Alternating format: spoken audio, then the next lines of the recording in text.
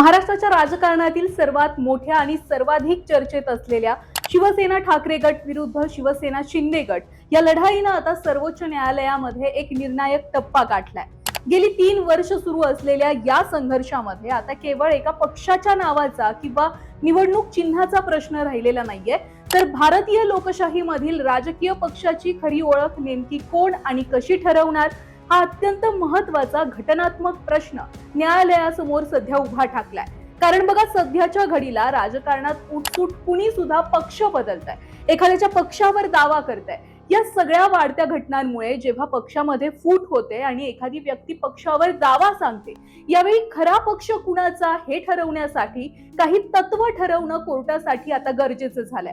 आता याच बाबत सुरू असलेल्या शिवसेना पक्ष आणि चिन्हाच्या निर्णयावर कोर्टामध्ये नेमकं काय सुरू आहे, तर बघा, उद्धव ठाकरे यांच्या वतीने ज्येष्ठ विधिज्ञ कपिल सिब्बल यांनी यावेळी सर्वोच्च न्यायालयामध्ये मांडलेला सविस्तर आणि धारदार युक्तिवाद या संपूर्ण प्रकरणाला नवं वळण देणारा ठरू शकतो अशी सध्या राजकीय वर्तुळात चर्चा आहे। त्यामुळे यंदा सर्वोच्च न्यायालयामध्ये ठाकरे गटाचे वकील कपिल सिब्बल यांनी नेमके कोणते गेम चेंजर मुद्दे मांडलेले आहेत आणि या मुद्द्यांचा खरंच ठाकरेंना फायदा होणार आहे का, हेच आजच्या व्हिडिओमध्ये सविस्तर पाहायचंय। नमस्कार, व्हिडिओ शेवटपर्यंत नक्की पहा।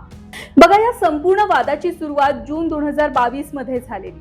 एकनाथ शिंदेंनी शिवसेनेमधील तब्बल 40 आमदारांसह बंड पुकारलं आणि त्यानंतर महाविकास आघाडी सरकार कोसळलं। पुढे भाजपच्या पाठिंब्याने शिंदे यांच्या नेतृत्वाखाली नवं सरकार स्थापन झालं। मात्र या राजकीय घडामोडीनंतर सर्वात मोठा प्रश्न निर्माण झाला, तो म्हणजे शिवसेनेचं मूळ नाव आणि पक्षाचं पारंपरिक धनुष्यबाण हे चिन्ह नेमकं कुणाला मिळणार। हा वाद अखेर केंद्रीय निवडणूक आयोगापर्यंत पोहोचला।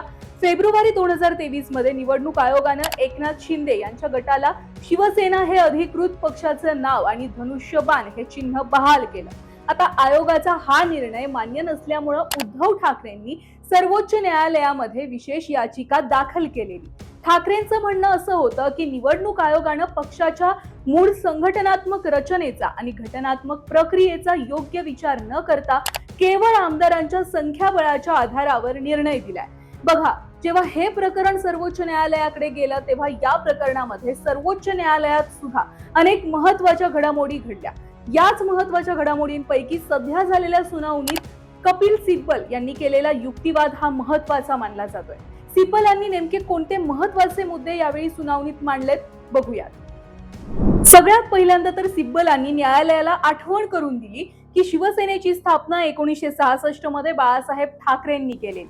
त्यानंतर 2013 मध्ये उद्धव ठाकरेंची पक्षप्रमुख म्हणून नियुक्ती झाली आणि 2018 मध्ये पक्षाच्या अंतर्गत निवडणुका सुद्धा नियमानुसार पार पडल्या। या सगळ्या प्रक्रियेची अधिकृत कागदपत्र न्यायालयामध्ये सादर करण्यात आली असून त्यामुळे पक्षाच्या वैध नेतृत्वाबाबत कोणती सुद्धा शंका राहत नाहीये असा त्यांचा दावा होता। यासोबतच सिब्बलांनी आणखी एक महत्त्वाचा मुद्दा उपस्थित केला।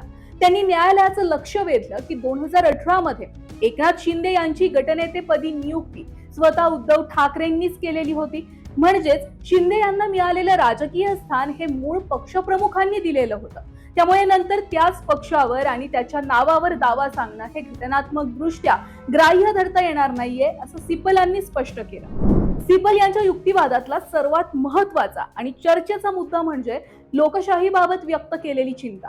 त्यांनी न्यायालयाला ठाम शब्दांमध्ये सांगितलं की एखाद्या पक्षाच्या चिन्हावर निवडून यायचं, त्याच पक्षामधून बंड करून वेगळा गट स्थापन करायचा आणि नंतर मूळ पक्षाचं नाव आणि चिन्ह स्वतःकडे घेण्याचा दावा करायचा, ही पद्धत जर मान्य झाली तर ती भारताच्या लोकशाहीवर गंभीर आघात ठरेल। असा पायंडा पडला तर भविष्यात कोणत्याही राजकीय पक्षासाठी धोकादायक परिस्थिती नक्की निर्माण होईल। हा महत्त्वाचा मुद्दा मांडून सिब्बलांनी एक प्रकारे हे सांगितलं की शिंदे जे काही वागले ते लोकशाही मूल्यांच्या विरोधात आहे। यानंतर सिब्बलांनी सर्वोच्च न्यायालयाच्या सुभाष देसाई प्रकरणाचा दाखला देत आणखी एक महत्त्वाचा घटनात्मक मुद्दा मांडला। सिब्बलांच्या मते राजकीय पक्ष आणि विधिमंडळ पक्ष हे दोन पूर्णपणे वेगळे घटक आहेत। केवळ आमदारांची संख्या जास्त असल्यामुळे एखादा गट मूळ राजकीय पक्ष ठरत नाहीये।